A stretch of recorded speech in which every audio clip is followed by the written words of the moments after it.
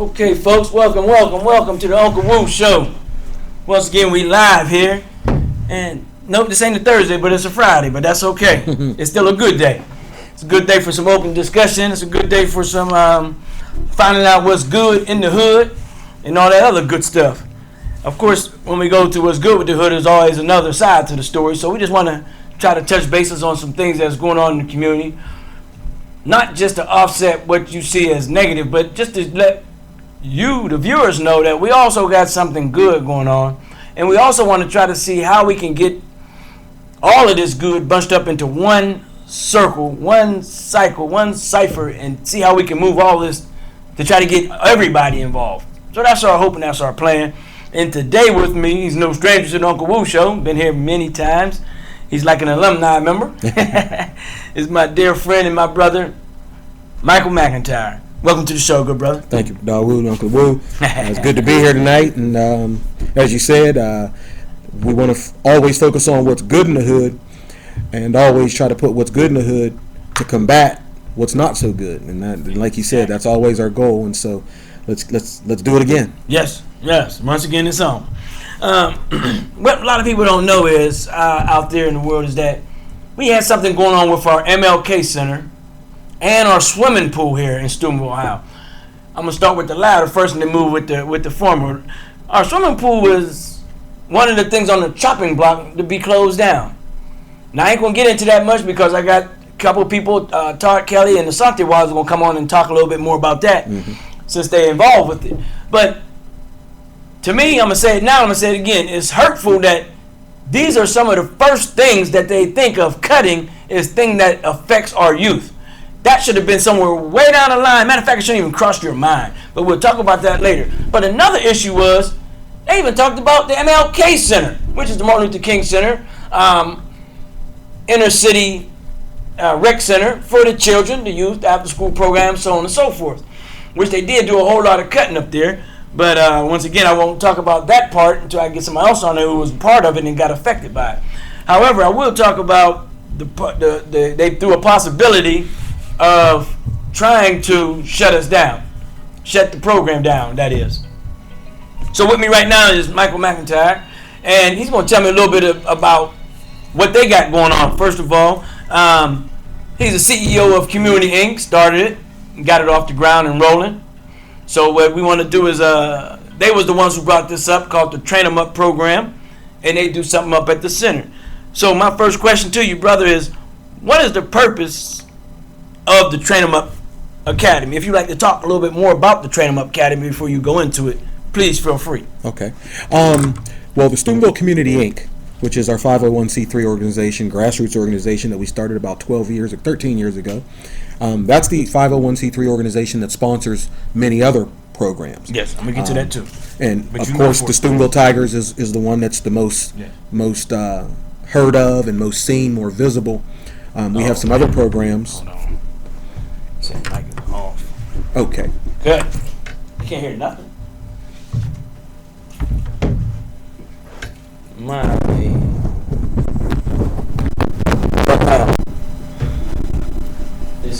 The meter's reading to them. Yeah, the meter's reading real strong. Hey. And refresh. We good. We're good to go? Go ahead. Yeah. Sorry about that, listening audience, but you know that's how we do in live studio. That's good. That's There's no good. cut and retake. We just keep on moving. We got somebody checking us out, letting us know that our mics wasn't up, but we're going to check it out again. Go ahead. So if I can be heard again, as I said, Steubenville Community Inc. is the 501c3 organization that sponsors various programs that we have here in the community. Steubenville Tigers being the one that's more visible and that's well known, but we have some others, and we have a new one called the Train Them Up Academy. Train Them Up Academy. The Train Them Up Academy, and so that program was instrumental in trying to do what we've always wanted to do with the Steubenville Community Inc., and that is to bring black men in a spiritual, mentor role, friendship role, kind of a teacher's role, role model position for our youth, and then bring the youth of our community together to learn and to get all that they can get from our organization. And so the Train 'em Up Academy is kind of cumulative of everything that we've done in the past to get to this point. One of the things that was what's been a problem for the Steubenville Community Inc. is always having a place to have our programs.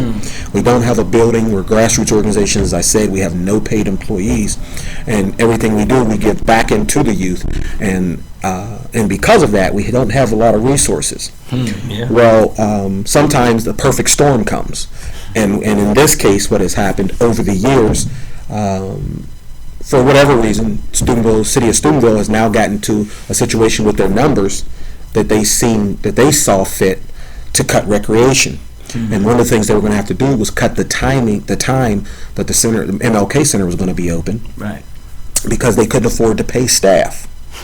Now, I do have to say this so that anybody that's listening that may not understand, that there was some word out there that because the Steubenville Community Inc. came into the Martin Luther King Center, and because of that, the city could cut their staff.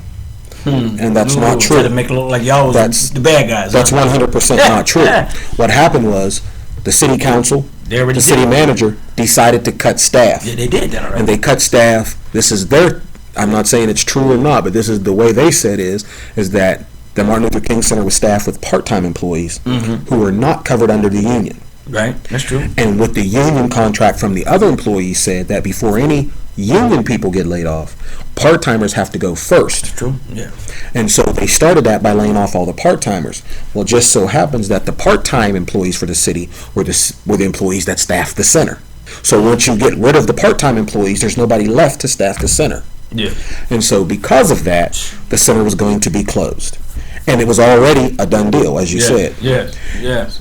Then somebody brought to our attention, hey, what about us going in there, maybe possibly, helping out and staff and running programs in there? It was put before one of the council members. One of the council members thought it was a great idea, and she, thought that maybe our organization, from knowing what we've done with the youth, would be one that could do it. Right.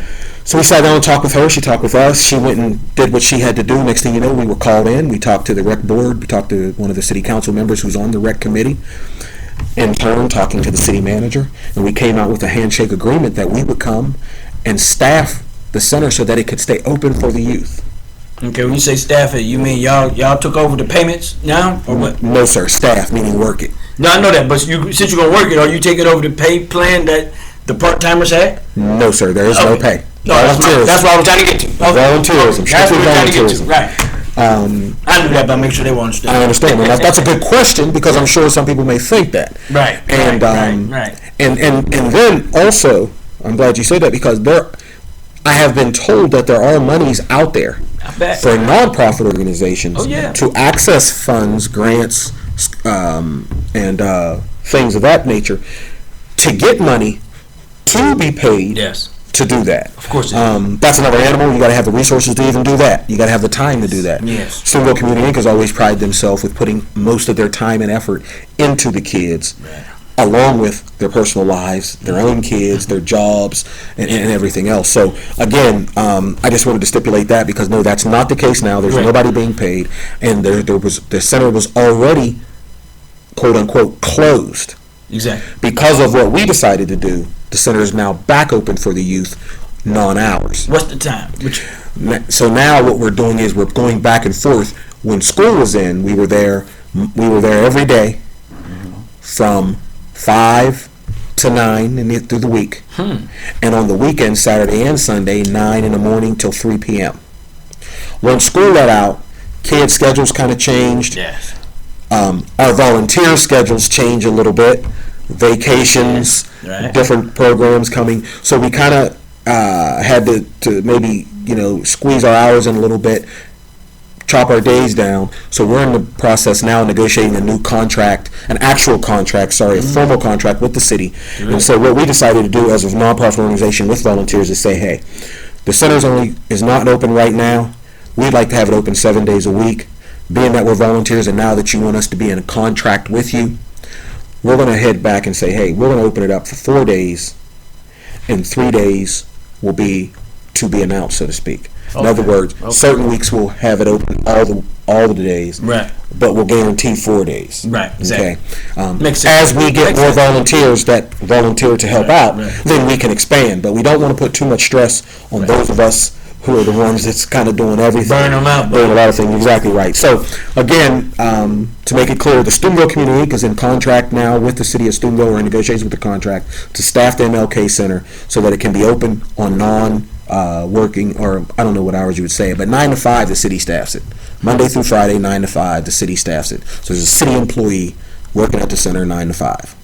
Right. But our kids, of course, after school, 5 o'clock, they need to have access to it. The rest of the community would like to have access to it. There's a wellness center down there, and a gymnasium, and a conference room that the whole community can use if it's open. Exactly. And so because of that, we're about to open it. Now, I think that should explain the relationship of the Steubenville Community Inc. with the center. Right. Now, the Steubenville Community Inc., one of the things that's in it for Steubenville Community Inc. Purpose for us to be wanting to make sure that we make this work, because we also have something for the youth, which is called the Train Them Up Academy. Explain a little more about that. And so because we're at the center, we have access to the center. So now we can run this program out of the center. Mm-hmm. So now the kids benefit in not only having the center open, but now having some structured, organized, educational programming that they can take advantage of. The Train Them Up Academy is simple. It comes from one of the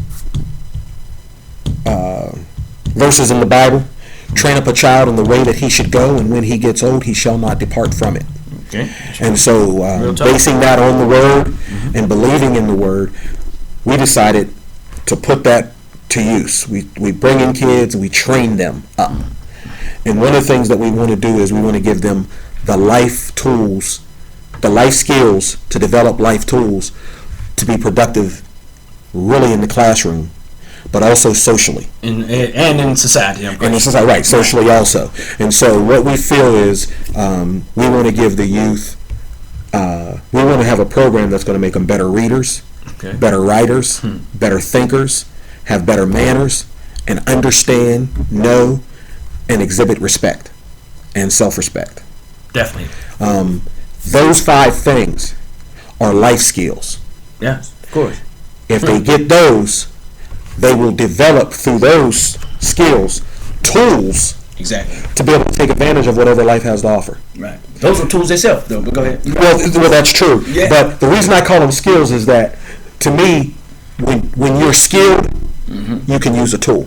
Yeah. You can grab a hammer and a nail, or you can grab a microphone, you can grab a computer. It's a tool to somebody who has a skill. Yeah. It's just a tool to somebody who's playing around with it. And that's the in-depth part of that, which is why the things we do to give the kids the skills is so that once they have the skills, then we watch them use the tools, and the tool becomes their school, the school system that we have. See, the school system we have at Steubenville City Schools is one of the best there is. Okay, especially if you're in one of the premier programs and the premier schools as you go. Oh, I've been witness to that from the children, not from my perspective, because I didn't take advantage of it, but I'm talking about from the children that I know who left here. Exactly. And went to other schools, for as Vegas, Atlanta. The teachers, where'd y'all come from? Meaning they was able to take advantage of the tools. Right. That's because they had the skills. Right. But I'm saying that reading is still a tool at the same time. Exactly. Because it's a tool that you can utilize at any given time that is needed. Pick that thing up and get the busy. Oh, you want me to read? I got that. Let's go. Boom. But yeah, that's a real powerful thing. That's the whole goal. Now, there's a way we do that. There's some things that in our program that I'm not going to elaborate on due to time. Right. But for instance, just some examples real quick is those are some pretty tall things to try to say that you're going to be able to do. Oh, you better. And we tell the parents that we guarantee that their kids will be better in those 5 skills. And the way we do that is if the parent is 100% in, then the kid is in. If the parent is anywhere out, the kid is out. It's 100% in, 100% out, because there's a lot to get done. Oh yeah. You have to be willing, because the kid is not going to like some of these things. But we have what we call the 10 Commandments. Okay. Kid always have to say yes or no, sir. Kid has to always come with a neat and orderly, be in neat and orderly fashion. In other words, need to dress appropriately, need to be neat and clean. No abusive or bad language whatsoever. They always have to say no, sir. Yes, thank you, no, thank you. please, you're welcome. Right. They have to speak loud and clearly at all times. A handshake is the acceptable form that when you meet somebody, of greeting. Some other things that I'm missing me right now, but there's 10 what we call the 10 commandments. Those things are non-negotiable. They have to be done. The kids always have to do it. And we have what we call life coaches that assist them. Mm-hmm. And so while they're in class, while they're in any session, whenever they're seen by one of the life coaches, this is the way they should conduct themselves. Okay. And now so you say, I don't mean to cut into it, but you say when they see their life coaches, these are the things that they have to present. How about they see someone who's not a life coach? They should always present themselves that way. Great.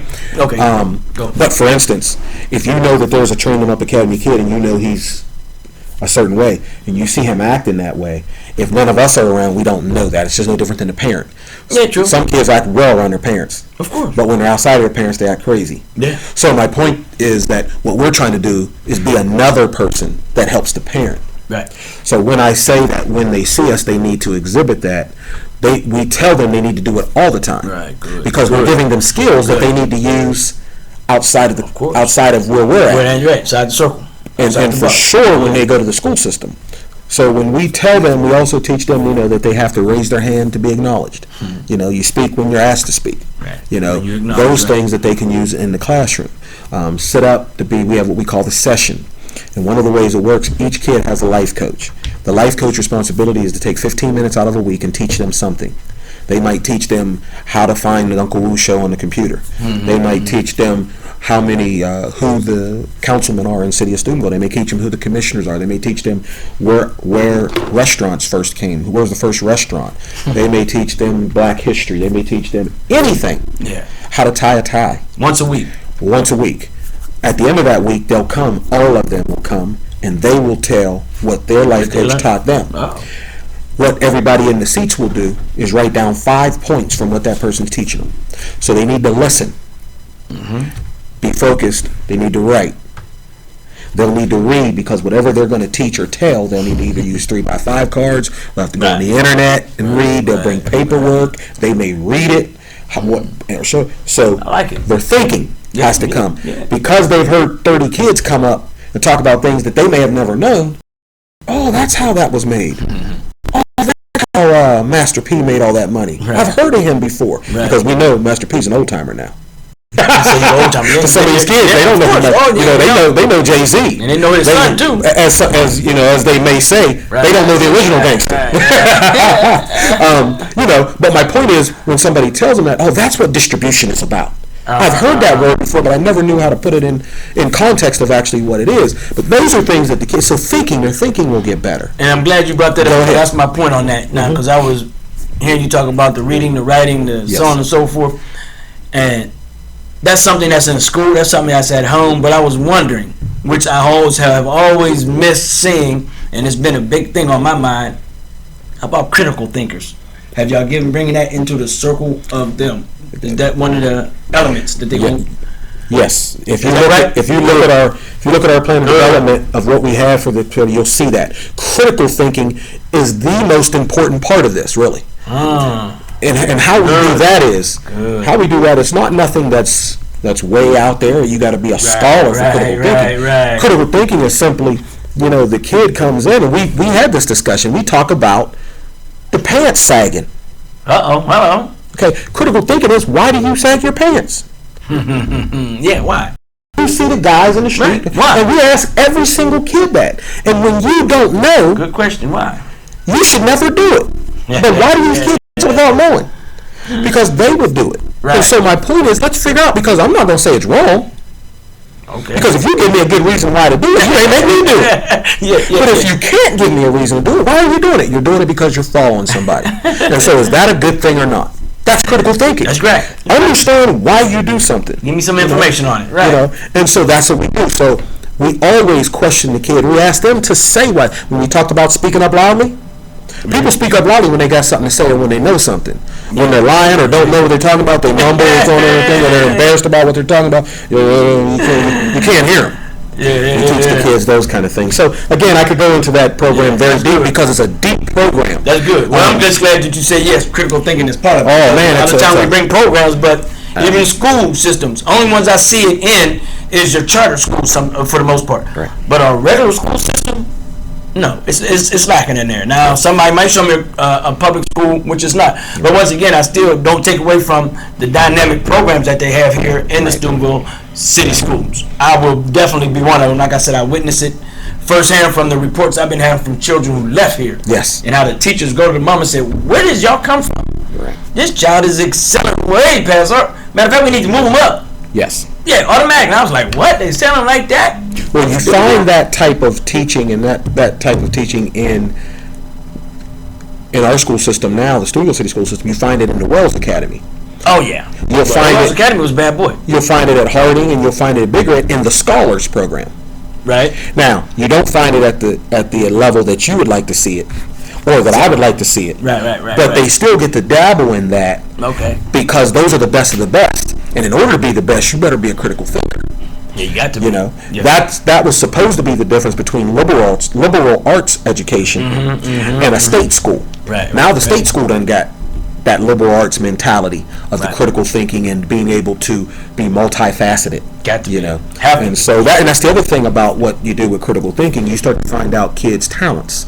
Oh, yeah. Okay, because right now in our school system, you got to be good in science, math, reading. Those three things, you have to have those. But some kids don't pick it up the same way. That's You know what I mean? exactly right. And if you can find the way they can pick it up, and you show it to them in a different way, you find out that they're excellent math students. Oh, yeah. You know, they're just not what they used to call them story problems. You know, story problems. yeah, what were they? Story problems. You know, when they said Jonathan had 5 coins, he went and bought 2 apples. Oh, yeah. And then one got those kinds of word problems with Word problem, yeah. in math. You know, Yeah. but those are the kind of things we try to do with the kids. Good. So I think that's along with the discipline and the manners, that comes through the 10 Commandments that we say.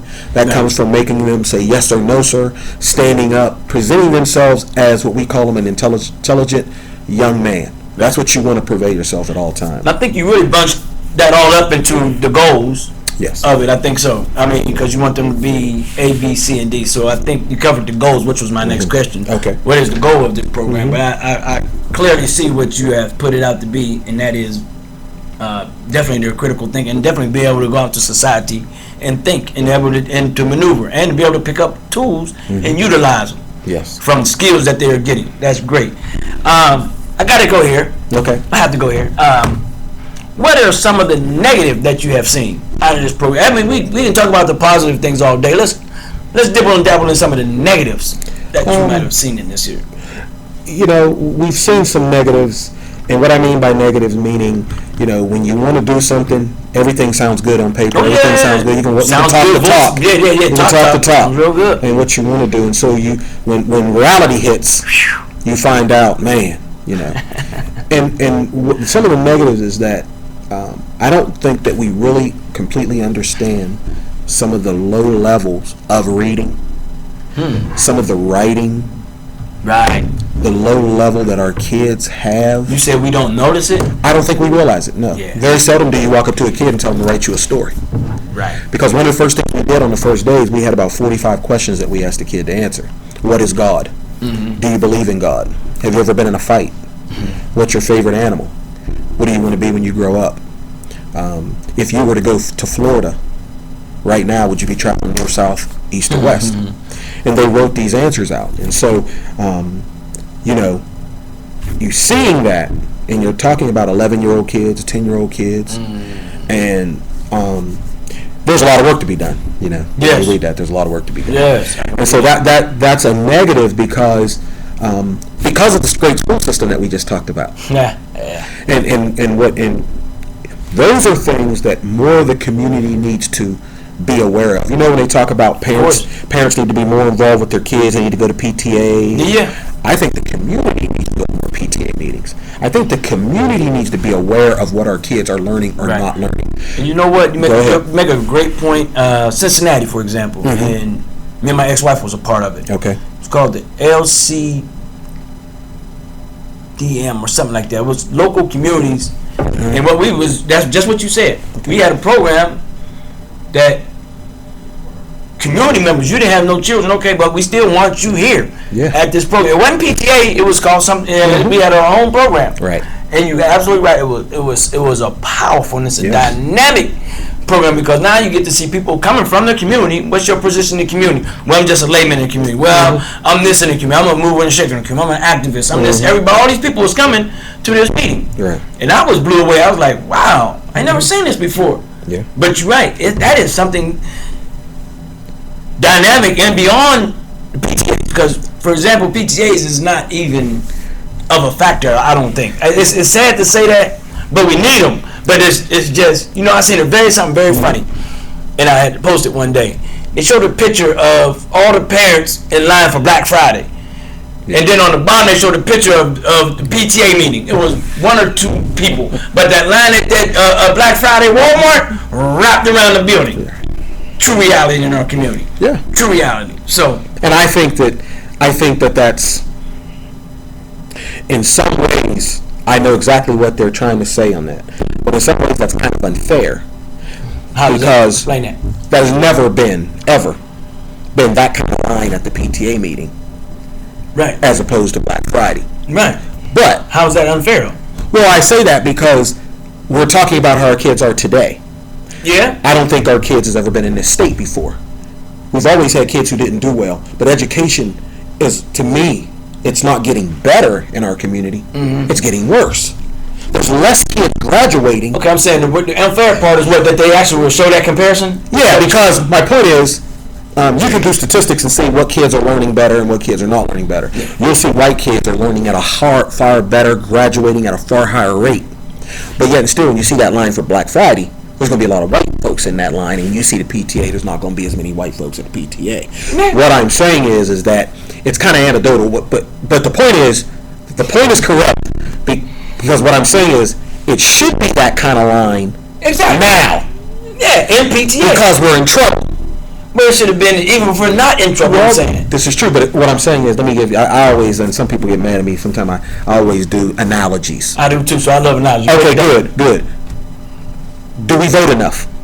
Of course not. Less than 50% of people in the whole country vote. Not. Yeah, right. But we should vote. Yeah. But you could go on Tuesday and see the lines for voting, and then see the lines to get into a Jay-Z concert. And you'll see a whole lot more black people going to see a Jay-Z concert than voting. What I'm saying is that there's always been a problem with voting. Yeah. So just to say that they shouldn't be at the Jay-Z concert and they should be voting, yes, they should, but it's not something that we've ever done. Well, that's a good analogy, but then again, you got to look at the kids, though. They're not voting. You're right. Most of them. Yeah, you're right. They're not. Well, I should have said Al Green then. Because I might be at Al Green instead of voting if I had, I mean? I don't know. Okay. But what I get your point. The concept is this, is that the reason I say that it's unfair is that when you start to have this conversation, you just can't, I don't believe, you just can't tell everybody you're wrong. You don't come down to the PTA meeting. When you've got mothers who don't come from a history of their mother being at the PTA meeting, where do they know that they need to be at the PTA meeting or not? Excuse, though. It is. It's not an excuse, but it's a reason. No. There's a reason for it. You have to be taught certain things. You have to be shown certain things. If you're showing parents like yourself, Matt, or if it's coming out, Matt, we need parents here at the school. Right. Your child's not doing too good. Right. That's a reason right there. Not the fact that my mama didn't bring me or she didn't come to mine. No. Right. The fact is my kid is doing bad in school. Right. Now then some people say, well, I got to work. Right. Okay, well, we can adjust the schedule so you can get there. You're right. What's a better time for you to get here? I mean, that's what I'm saying. You know, point taken, and I think you're absolutely right. It's not that I'm saying we shouldn't be at the PTA meeting. Yeah, okay. I think it's just, it's not that simple for some reason. No, it's not. And I don't know why. Yeah, it's not that and simple. And it should be. Yeah. But I just don't think, because what it's saying is, you just don't care about your kids. But I don't know that that's true. Right, exactly. I don't know that that's true. Right, but it does say that. It says that when you say, look at Black Friday line, and look at the PTA line, if you just want to look at it that way, these people don't care about their kids. These people care more about shopping, and I don't think they care more about shopping than their kid. No. I just think I think it's easy attainable that if you have the money, You get what you come for here. Right. It's not that easy to make your kid. It's not that easy to make your kid successful in school. Because just coming to the PTA meeting don't automatically do it. Once you get to the PTA meeting, they might ask you to do something. It's work time. They might ask you to do something. They might actually ask you, why is your kid not doing this? Yeah. And you may actually have to answer in front of a whole lot of people why you're not up to par, or your kid's not up to par. Right, so you stay away from that. In that area, and they should use that, because I never seen that same PTA is more as like a movement to say what can we do for all these children, as opposed to singling somebody out on that level. But some of that criticism may come in their head. Of course, And depending on the area, the location, and the school, you're absolutely right. I agree, 100%. So you saying that your negative is that you start to actually see that our kids are at a level that if they don't get help, that's why our dropout rate is so low. So high. Because they're not achieving. They're not achieving at a level that puts them. Because at the point they take them OGTs, those state testing that came to the child left behind, they don't have the reading and writing skill to pass that test. And what grade are they supposed to take that at? At the 10th. I think they take it at the 8th or 7th also. Yeah. And then they take it again at the 10th. And if you pass the 10th, it don't matter what grade you get. And you don't graduate. It's sad. You make a great point. And you're talking about 10th grade, they do that. Yeah. And it's sad. I know it still goes on now. Sports prevail in any and every school. You get, like they used to tell us now, and this was back in the 90s when I was with the PTA in Cincinnati and the other LCDMC. What we seen is that kids didn't have no higher than the 3rd grade reading. And that was in 10th grade. Okay. 9th grade. So you wonder, wow, how did this happen? Then you look at who they was. Okay, well, this guy was good in sports. Well, so we got somebody who want to make sure he gets up here. Well, let me say this. Let's figure this out. We got pen and paper. This is my point. And you tell me, I get highly upset because you know me. We talked about the Steubenville Tigers. I'm a sports guy. Right. Okay. Let's take Big Red for instance. Right. Graduating class at Big Red High School is anywhere from, I would say, 200 to 300 kids.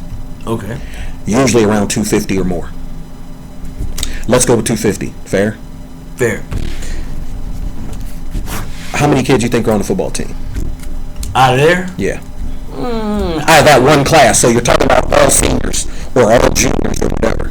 So if you graduating this year that's on the football team, how many of them kids you think are? I don't know, maybe 10, 12. Okay, 10, 12, I think that's a fair number. So you take 12 out of 250. Yeah. Okay, that play sports. No, you said football now. I ain't football. That's sports. Not okay. Sport. Okay, well, let's go basketball. There's how many kids on the basketball team? How many kids on the basketball team? Seniors, I don't know, maybe about 3 or 4. 3 or 4, let's go with 4. Seniors. Let's go with 4. Talking about seniors, right? Yes. Let's go with 4. Track. That can vary too now. Track, I will see a lot. Well, let me say the football team maybe, or a little less. A little less than football. About team. 8 seniors. Somewhere around that area. Let's go with 8. Baseball team.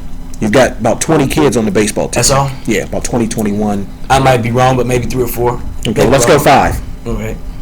Okay. Volleyball. About the same. About 3 or 4. Right. Okay, let's go 4. Now, this will give us just an idea because 250 might be a little short, 250 may be a little more. These numbers we got. It's just going to give us a roundabout. So that's 9, that's 8, it's 12, it's 24 kids out of 250 kids in the graduating class. Yeah. Now, out of them, all them seniors that played all them sports, how many of those kids you think will fail and not graduate? Or be at that grade level at this 24? Yeah. Or be at that grade level that you said that's a shame. Yeah. How many do I think will be in? Yeah. Maybe. That's a good number. I would say about. Give me about 8, 9, maybe 10. I'll go with 10. So that leaves 10 kids out of 250 kids. Right. That we had a conversation about our kids being at a low level, and you decided. And I say you only because you represent the people that I get angry with. Bring it. We're in a conversation about education, and somehow sports comes into it. Yeah, it's a true factor. Go ahead. But out of this 250, that's in the graduating class, meaning that's how many's in that class. Right. Only about 200 of them, maybe, graduates. Okay. Okay. Now, my point. Now, go ahead. So all I'm saying is, you're worried about these 10 in the conversation of education, what about the other 40 that wasn't participating in any sports? Okay, now let me go with that. Go ahead. Go ahead. Just because you have them already wasn't in part of sports, don't mean that they're not in this group still.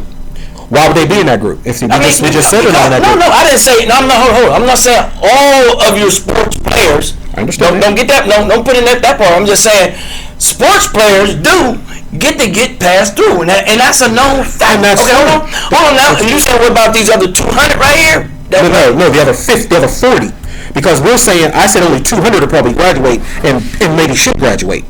50 of them are not going to graduate. 10 of them is who you said probably was in sports got passed through. They shouldn't have graduated. In one class.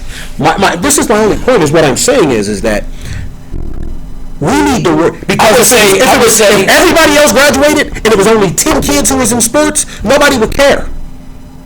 The reason we care about the graduating rates is because black men, less than 50% graduate out of high school. Okay.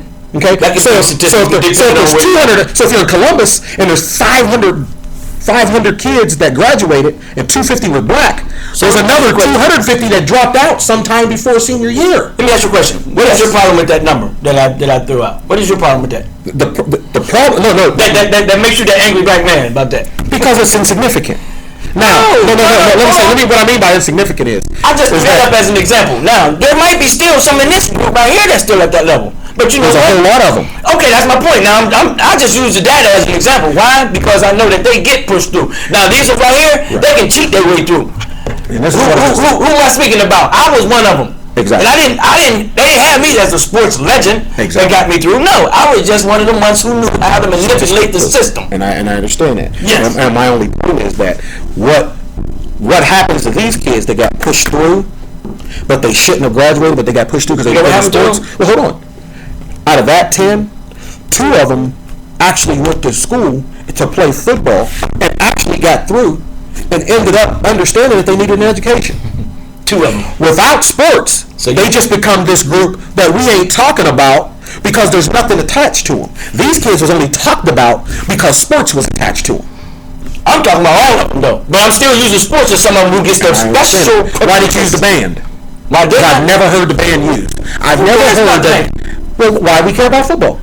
No, sports. You know why? I'm gonna tell you. Let me give you my breakdown on why I care about it. It's because the fact that you playing favoritism to a degree on those who play sports. That's one, and you also jeopardizing, like you said, when they get to that college level, the only thing they get to go to is those who they pass through. They only got a 3rd grade level reading.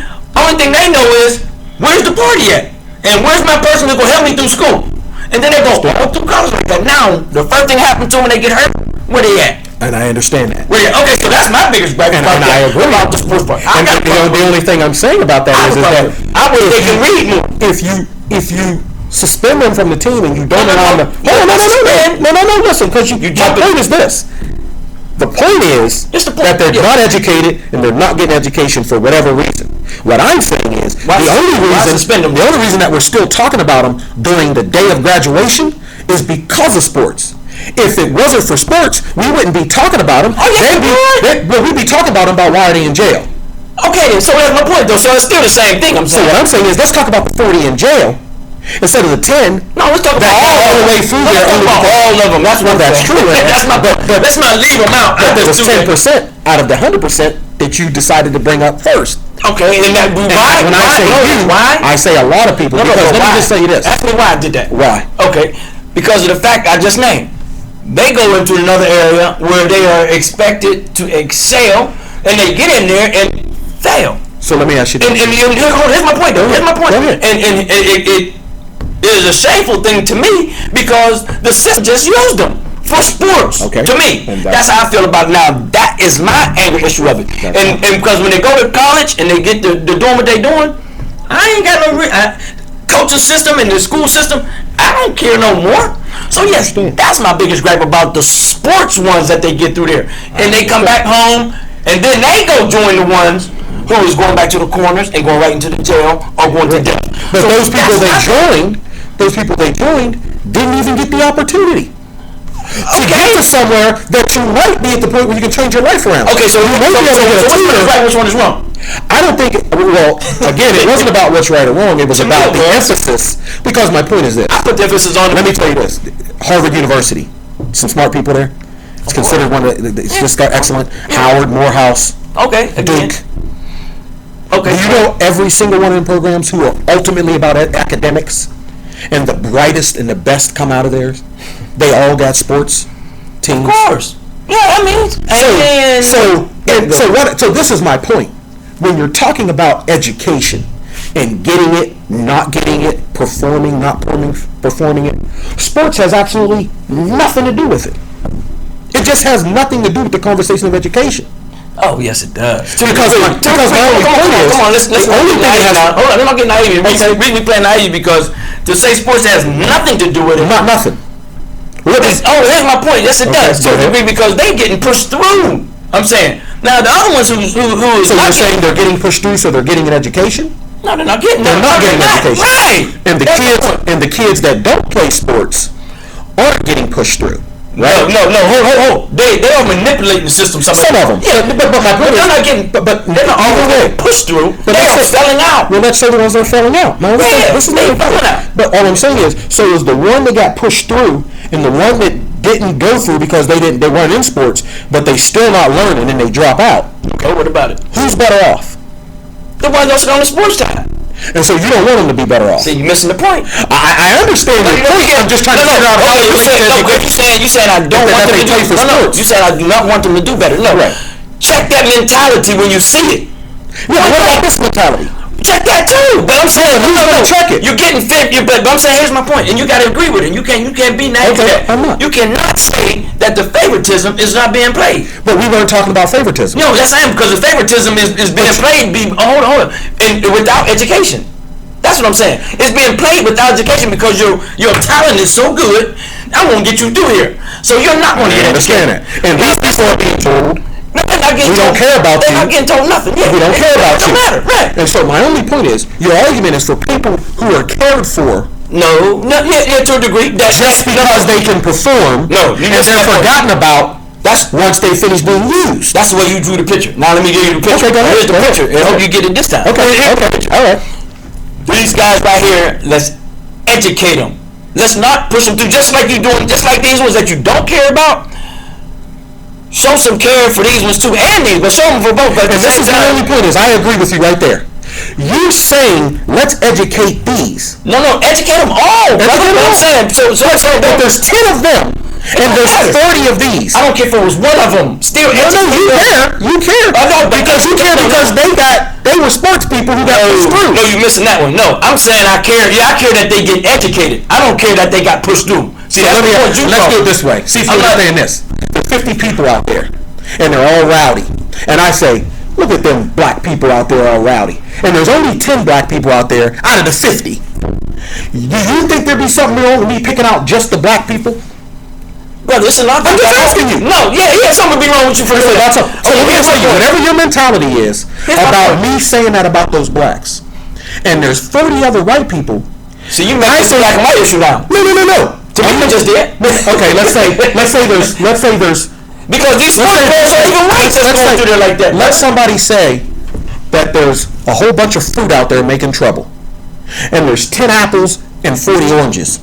And I say, man, them apples just ain't. People need to get. See, that's what happened when you got red apples. They think because they're red, they're better. That's why you're so worried about them. So if you take them red out, and just the orange are making trouble, would it still be trouble going on out there? Of course it would be. But so how does that equate? How that equates is that there's 50 people uneducated.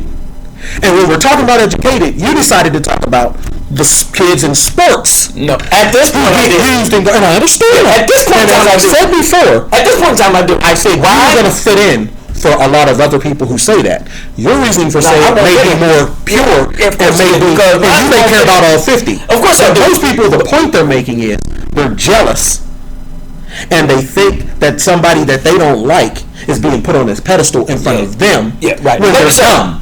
Maybe because that's what's said in school. Was said in school when you were in school. When I was in school, it's always been said in school. Said what? That's a jock. He's a dumb jock. He don't know nothing, but he's only up there because he's a football player or a basketball player. That was my point. Nobody ever said that. No, you never heard that. No, I'm saying that wasn't my point. And I understand. My point is this. My point is this, and it's plain and simple, and it is definitely pure. Educate them.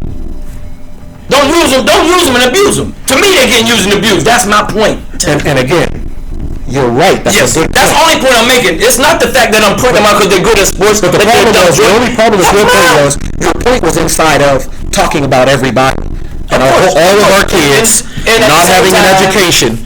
And so somebody, for some reason, to prove your point about not having education, you decided to pick a certain group of people to single out. And the only thing I'm saying is, I think that's unfair because if everybody was educated except them, there would only be 1% of our kids not educated, and we would be great. We would be considered the most smartest nation in the world, and there would be nobody thinking that our school system was upset. That's what you call taking that out of context, right there. I'm saying to bring this back home. And that's what I was trying to tell you is you think it's out of context, and what I'm trying to tell you is you were talking about such a small amount of people, and you're putting the answer. I'm talking about a whole lot of people. That's not correct. No, hold up. Here's my point. How many people do you think graduate every single year? You're talking about 2%. I don't know. I'm talking about 2% of the kids. Once again, and 30% of them don't graduate. But you're focused on the 2%. I can understand your passion because you're in the sports a lot, brother. You don't want nobody talking about the sports. Yeah, it's not that. I'm trying to figure out because my point is education is more important. Okay, here's my thing. I'm gonna bring it right back home. Maybe we should shut sports out. Period. Because what is it gaining us? No. Here's my point, brother. And once again, I think you're missing it, but that's okay. And I may be missing it. And that's what we're here to do. And it's very simple. It's very simple. I would like for all of them to get educated, but I'm saying, I agree. I'm saying the favoritism it is put on them, and I don't see how you. I agree with that. I'm not saying this is no favoritism. What I'm saying is, why is that a point of argument? No, it's not an argument. It's not an argument. Why is that? How is that going to help? So let's say we took care of that. Let's say we took care of that. And you take care of this too at the same time. See, now you're saying and that. Almost like they're equal. And what I'm trying to say is they're not equal because there's fun over here sports. And that's over here. And that's the reason why they ain't equal. And so who doesn't hurt? It hurts them. Of course it does. And it hurts these two. Both of them gets hurt. And again, that's what I was trying to say. No, it seems like there's a certain amount. Again, I think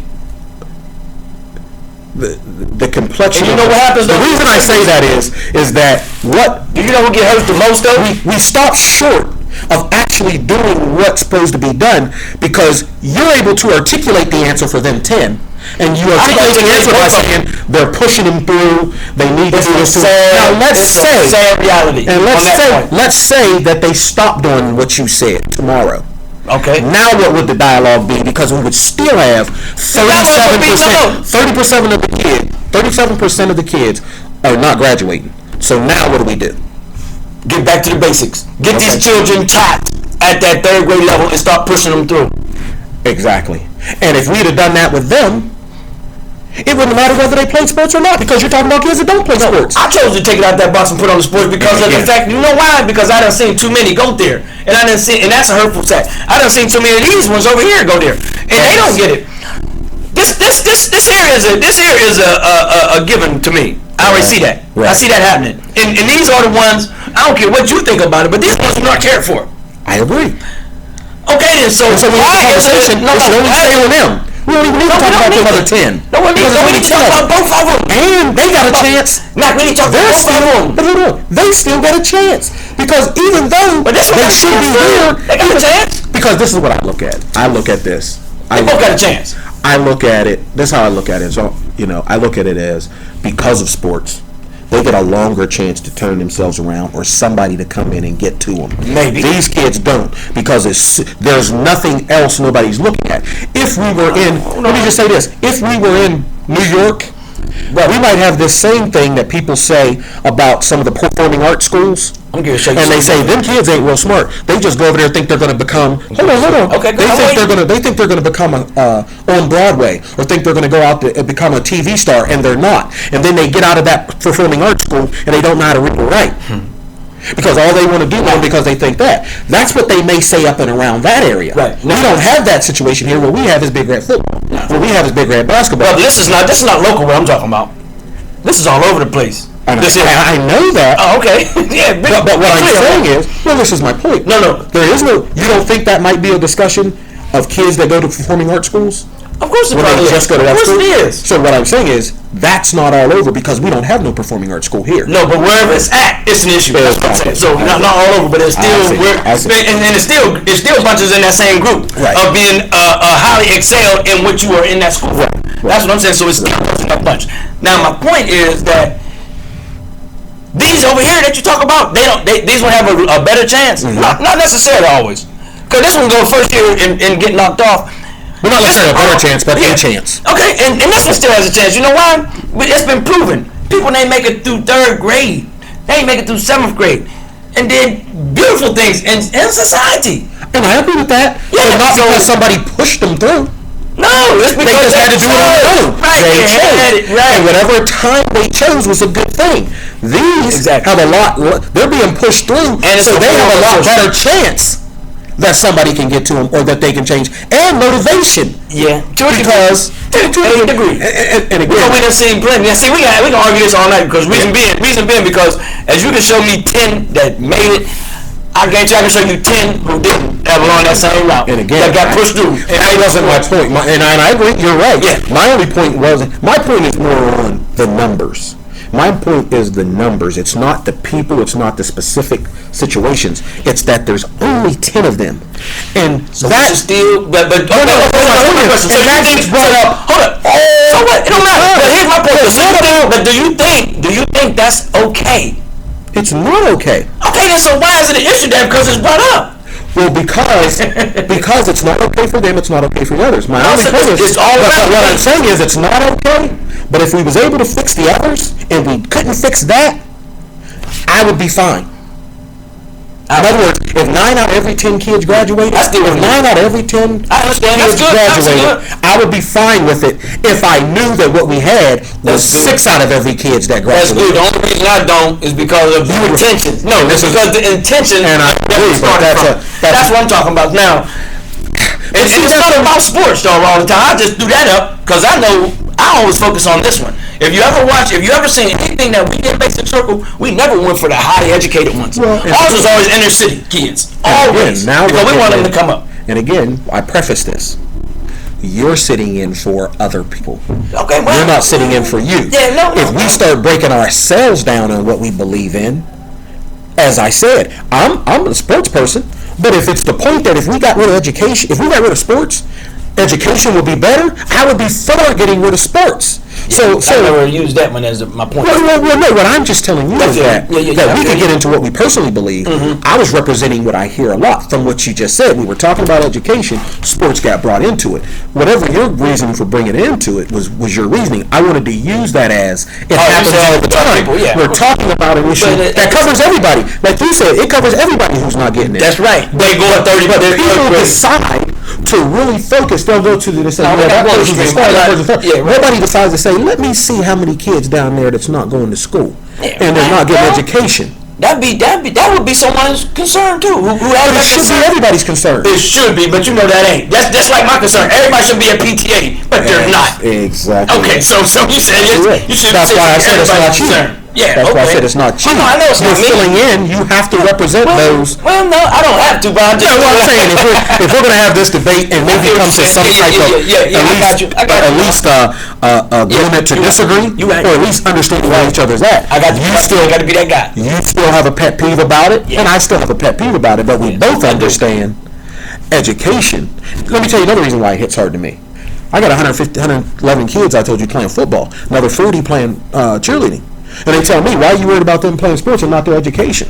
I don't understand. I don't understand how you think like that. I don't understand how you think that because they're doing that means I don't care about the education. Right. What I also don't understand is that if I decide to say I'm going to start a football team to give these kids something to do, And you question whether or not I feel strongly enough about the education.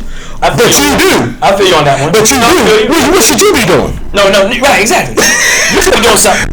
Yeah, you should have some kind of study time program where you got 111 kids there. You got 111 kids there learning. No, 100% with you. We're on the same page on that one, right? That's where the pet peeve comes from for me. Okay, I thought you were trying to put me in the box for saying that I feel. But you getting away. Well, I put you. I mean, to the beginning page. To the beginning, so I can get that out. Yeah, because I care about all of them, man. I want them all to exceed, but I'm just saying that special preference is still something that gets at you. Big time. Yeah. It do. And it's not to say that they dumb jocks, because a lot of them get through and make it. Now, let me go one further. The NCAA, you see what's going on now. They finally broke through with a case that has reached wherever it needed to reach to become big. We're basically talking about these ball players need to be paid. Oh, yeah? You talking about college? Yes. No, they're not. Yeah, they finally up there on the table. You got some of the biggest coaches and some of the highest paid coaches in agreement. Mac Brown from Texas. He's saying, I make $5 million. Yeah. My school makes hundreds of millions of dollars. They should be given something. Something. Are you serious? And my only point is, like you said, they're using them. Yes. That's what gets me. That's the only thing. And so you need to be educated because you need to be educated. But most people, the thought of getting educated leads you to what? A very good job, a good paying job, to be able to take care of yourself, to be able to take care of a family. And so at the point that that you get to school, get to the college, and you shouldn't have been pushed through, but only because your athletic skill. And now you get to this school, and your athletic skill gets this whole organization billions of dollars over your 4 years there. Why shouldn't you have some of it? Because all you are is an employee. Because we just found out that you're not an academic. Slave. Yeah, and then people are going to tell you, some people say you shouldn't get paid, you got a college education. Well, you just said I ain't worthy of that college education. But you still wanted me here. Yeah. You wanted me here to work for you. Right. So you could get paid. Work for me, right. Not slave mentality. Exactly. Period. That's what that is. Right. Okay. We're on the same page. Good deal. I thought you were trying to point me in that rap. No, sir. No, sir. Okay, I got you now. I just had to be that guinea pig you wanted to use. Okay, I'll be that guinea pig today.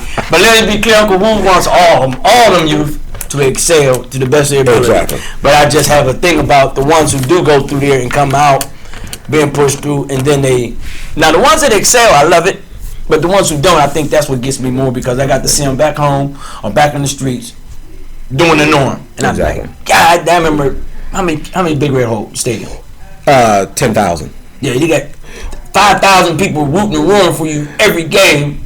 You go away, and then you back again because of the fact that I think there's an expectation put on the fact, because you're a player.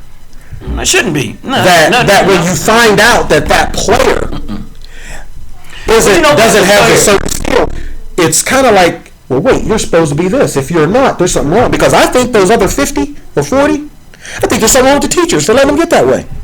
You think there's something wrong with the coaches for allowing them to be pushed through. I think there's something wrong with the teachers that didn't get them to the point where they had to be pushed through. This damn time is so hard. Teachers you right to a degree, but the teachers right now are getting 50 kids in one room. There's something wrong with the system right now. We're down to teachers. You get one teacher who's really passionate about this, but you got 50 kids and you can't focus on them. Okay.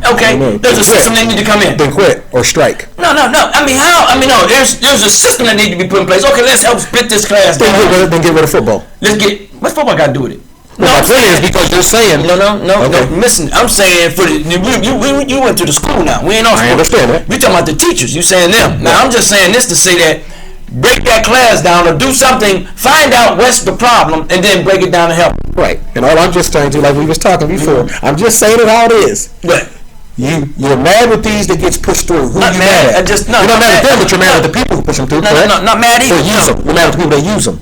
Mad is the wrong word. Okay, what's a good word? I'm just not pleased with it. You're not pleased because they got pushed through, and because they should have a better education, right? Exactly. They should get pushed through, and you're mad with the coaches because they pushed them through. Once again, you're upset with. You're not happy with the coaches. I don't sit too easy with it because of the fact that they are pushed through for a fact of being used. Period. And I don't care how you look at it. Okay. They are using these kids for games. And all I was saying is, period. Since you said let's get off the sports and get back to these, there's somebody I got to be unhappy with because I'm not unhappy with that. Right. And I'm saying to that degree what you just said. Yeah. Let's look at the system because this is what's happening. If you throw me, you're right. And that's what we started talking about at the very beginning. There's a system. Right, there is something Educational system that our kids are coming and they're focusing. Because I know people. And this is the last time I'm going to say it. And in the middle of that, I heard about these sports kids who get pushed through. Yeah. That's why I thought that there was an undue amount of attention to that 10. No, that's not undue. When we're talking about the whole group. And the whole, because the answer for all of them is the same. No, I'm just saying. The basics. Right, but it's the basics. But once again, come on, Mac, we gotta stop this. The reason being because if this guy had the same amount of talent as this guy, he would also get pushed through. He would also get the same thing. Okay. No, without a doubt, he would get the same type of treatment. Now, my thing is on this side, I don't know what needs to be done for them to get that type of treatment, but give it to them. Give them some type of treatment that gets them educated, just same way as this one. Right. So this one is getting pushed through. Now, my hope is that this one is getting pushed through. He changes when he gets down the line. I pray that happens. He gets the education. I like this stuff. Right. Maybe I need to learn this. Right. But once again, I've seen people on this end of the stick who didn't make it past third grade, but became very smart intellectuals and very I can go with so many names right now, man, who didn't make it past third grade, but went out there and did some things. Her name slipped my mind. With the hair. Oh, Ida B. Wells? No, not Ida B. Wells. Ida B. Wells teach education. Yeah, she was teaching. Boy, that was on my. I know you're talking about. I can't believe I can't picture her name out. But anyway, her. I don't think she made it past high school. But when I was the first black millionaire. Yeah. But I'm saying that to say that even on this level, there's a motivation that's there. But on this level, it is a favoritism. Right. It is. It's plain and simple. It's I agree with that. I agree with that. Reason I don't. Yeah. Okay. Well, we got that agreement. I agree with that. And I agree that it shouldn't happen. Well. You know okay. I agree that it shouldn't happen. I just. I'm just saying that if we spend a lot of time saying, see, to me, I think what happens is when you say that, and since it's true, we stop. I don't think we should stop. Because I think it's harder to fix what you said, the system. You think it is harder? Yeah, it's harder because there's more people and it's more in depth. Because when I said it's the teacher's fault, you said it's not. I didn't say it's not. You said they got too many kids. There's a lot of reasons why they're not. No, I didn't say it's not because some teachers just come in for a paycheck. Right. I understand that. So there's a problem there. I'm just saying as a whole, there are some teachers that I know I speak to. They are very passionate about this thing and they want to try to teach a child, but when they got so many distractions in the classroom. Well, what do you think an answer is? Do you have one? Have you ever thought about it? To get our system better, our educational system, so that these kids aren't. You're talking about the ones on, or just somebody as a whole, both sides? Well, yeah. When I told you that I see. There definitely should be a lot more think tanks that goes on in the educational mindset. Okay. That actually do a breakdown on what's the problem, right? How can we fix it, right? And then they need to work on it from there. Right. But first of all, there need to be some type of think tank that goes down, that starts from there, and to see the problem and what it is, and then address it.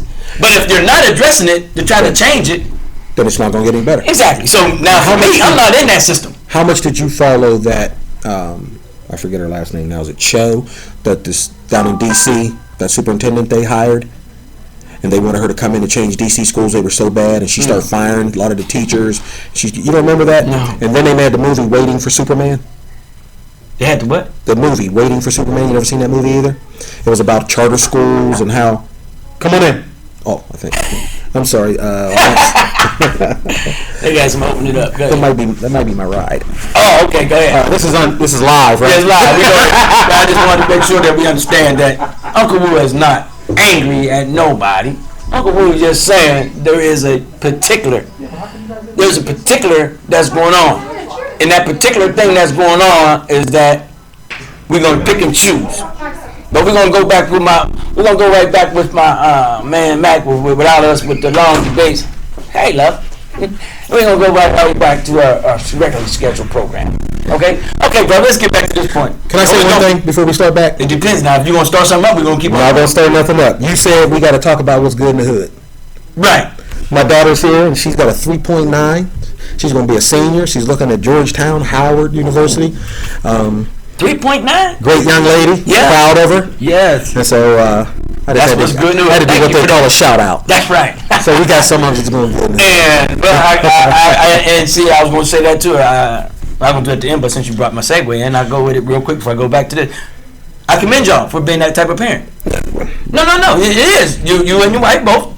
It starts at home. And like I said, there's a lot of them don't have that at home. Right. So we got to look for the outside entities that's going to try to help. You're exactly right. We got to be there for them. I consider myself. Circle does it, and a lot of other groups. I consider myself a humble person. I can, and so I always say it. There's a lot of people involved in that.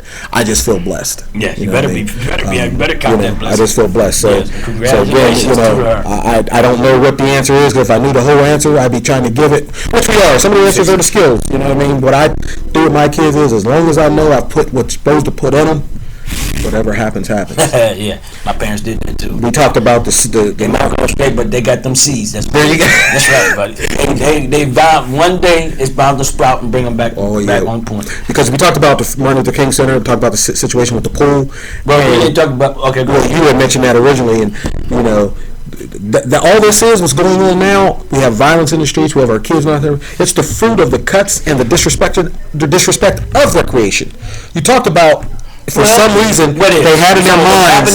Yeah, well, you said it's for some reason in their minds they wanted to cut. The first thing they wanted to cut is the youth stuff. Was the stuff for the youth. Right. And my point is, there's consequences for that. Of course. And this has been going. This ain't just because it happened now. It's always been that recreation got less money, and there's been less and less and less things that kids have in Steubenville. That's recreation, right. and that's been pushed and that's been funded. And so gradually, there's a reason why you always want to give recreation for the kids something to do. And as you don't do it, and all of a sudden you want to close things. You can't have things. The kids have less to do. They're in the streets more. And we did so much more with less back in the day. You're exactly CRC right. was the most, man, I can't even go into it. Exactly right. And there wasn't that much money for recreation back then. You're exactly so right. That was the basics, man. We had so much going on at that time and such little dollars. If you ask my Aunt Maddie and anybody else who was up there working with them, they'd say, money? We didn't have none. Yes. But we had a concern. The things that changed are, whatever bad things that there was to get into back then, they're doubled 20 years later. Oh, of course. Then they're tripled 30 years later. So the things to get into trouble, there's more things. There's more type of drugs. There's more type of liquor. You know what I mean? There's all type of parties, types of things now than it was then. So if you keep recreation the same, just because there was more different stuff today, it was still a drug as a drug. So it don't matter. Just because there's more different kinds today, still don't negate that we had big time parties. I don't remember a drug back then that caused people to eat somebody's face. What? Where they say that? I forget the drug. It happened. They said they eat somebody. Somebody may call in and tell you what that is. Yeah, they made you eat somebody's face. No. You know. Well, anyway, whatever. And I'm just saying. I think it's just more dangerous. There was hallucinogen. I'm still calling them. Okay. Yeah, hallucinogen drugs back then. Okay. What made you hallucinate? And you know what they made you do? What? It made you go to Woodstock and take your clothes off. Nah, man, some people do more than that. Made people blow people's heads off back in them days. Dude, people hallucinate like you was going to kill them, so I got to kill you first. Well, so I mean, that was the drugs. I just think that it's just more of the concern is less. Of what's going on, you mean? Yes, of course. The concern, more of the concern. Right. But let me get back to the program, okay. Yes, sir. We can come out on another show and do all our yes, We'll pick a subject and we go all day and night. Good deal. Yes. But baby girl saying that she got somewhere to go and she ain't waiting on you all day. Yeah. So give me. Well, let's go back to the positive now, because we talked about the negative and we got stuck there. Now we got to talk about some of the positive that are going on here at the center at this program here. What's the biggest positive? My program. The biggest positive I've seen is, you heard the phrase, "If you build it, they will come." Okay. If we have the program set, if we have the places to have it, the kids will come. Okay. Kids aren't the problem. That's the positive. The kids, they come in, fill it up. We can get the kids. They say, "Yeah, I want to do it." They don't know what it is. It's because we're having it. They know us. Right. They want to get involved. Give me some numbers then. Right now. Numbers. Well, how we have our setup is this program itself. There has to be a life coach for the kid. Okay. So the numbers we have right now is about 21 kids because we only have 21 life coaches. Uh-huh. But there's a lot more kids of parents that want their kids in. Of course, we're in the type season now. Right. So we could have 50, 60 kids if we had a space and we had that many men in the community that wanted to be a life coach in this type of setting to do the program. Uh-huh. Now 50 wasn't asked, yet. No, don't know about it. Now, because Unk Woo Show may get 2 or 3 people say, "Hey, I'll join. I'll help out some kids," and that may be the case. But my point is that what is the hope? What is the hope? Let's jump there. Okay.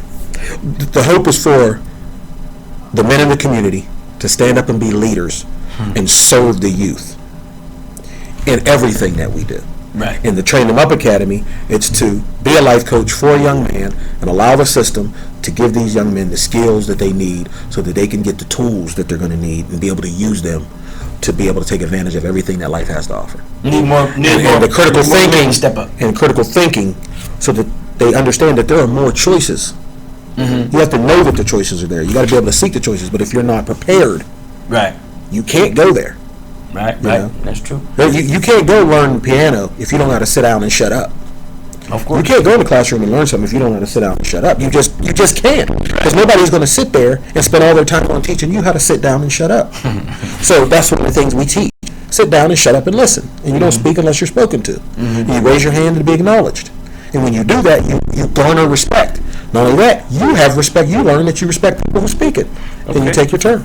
Okay. So the hope is that you open more men to step up and get involved. Pretty much, yeah. That's a roundabout way of saying it. Yes, How would they do it, and where would they go? They could call anybody that's involved with the Steubenville Community Inc., with the Steubenville Tigers. Maybe they don't know anybody in that nature, so what can they do next? SteubenvilleCommunityInc.org. Okay. They can go to that on the website. There'll be numbers that they can contact anybody within the organization. I don't know how to use a computer. Is there a place I can go? You can go to the Martin Luther King Center. Boom. There we go. Ask for any of the volunteers. If you go after hours, they're usually after. Yeah, don't know how to get in touch with me. 5 to 9. 5 to 9. Monday through Friday. Yo, men, step up. Or 9 to 9. Because, women too. Yes, women too. You're right. We are going to start the women's side. Just want to let you know that Bob Hines is the dean of our academy. Bob's got 22 years of childhood development service with Head Start, and he's a wonderful guy, even-keeled guy, person guy. He's the head of the academy, and he's the one that's going to get our programming going and really get this kicked off. When school starts, it'll be in full roll.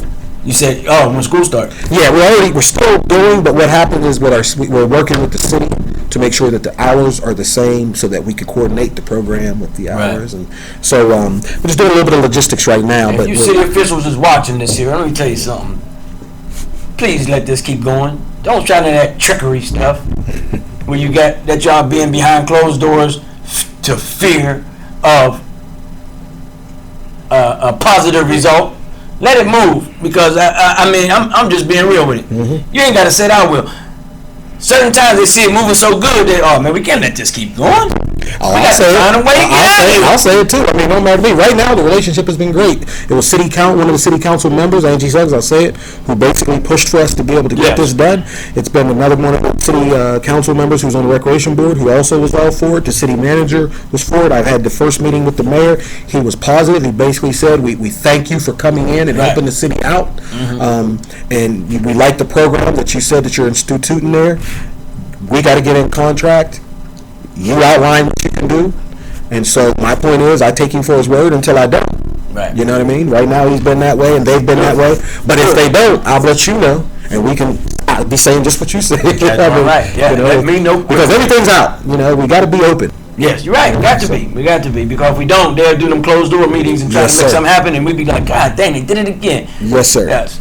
Well, you know what, man? I really applaud Community Inc. For what they're doing up there. Reason of this show, I do get tired of hearing there's nothing for the children to do. Come to the MLK Center after 4 o'clock when they're taking it over and doing things. Get involved. Send somebody to get involved, even who is doing nothing. If they got some ideas, time to bring it to the table. There is something going on somewhere, somehow. It's all good in the hood. We need just more people, more men, more women to step on up. Please get up off of Facebook sitting on your tail typing all that nonsense and anger, looking like you need anger management sometimes. Come on out and get involved. Take that anger and bring it out to the community. We do the Monday walks, and I applaud you for always coming out. You and your wife both, Mitzi. Y'all come out to those Monday walks. They done got busy on it, so they ain't been out. But that's okay. They have been there from the start of it faithfully, and they've been out there getting busy for those Stop the Violence, that peace and love walks that we do every Monday. They've been very much involved with it, and just like myself, there's no money on the table for this type of stuff for us. Exactly. But we do it out of love of our community. So we just say, come get involved, and all you hecklers, go get you something to do. You hear me? If you know Nate Snake Richmond, tell him to get something to do instead of Facebook calling brothers like this, Uncle Tom and Miss Wiggins, and myself, who is doing something. Get him out. Somebody get him a life. Please. Okay, you got any closing remarks, brother? Because on these jokers. Well, again, I got to give it to you for coming up with that idea, especially in the face of people not quite understanding what you were trying to do, and you continue to push forward because positivity is positivity, and yes. And when you're for that, you understand it and you know that. But again, we all need to stay strong. Yes. But again, I'd like for somebody, but I always say you because I think you have that kind of personality to be able to bring people together.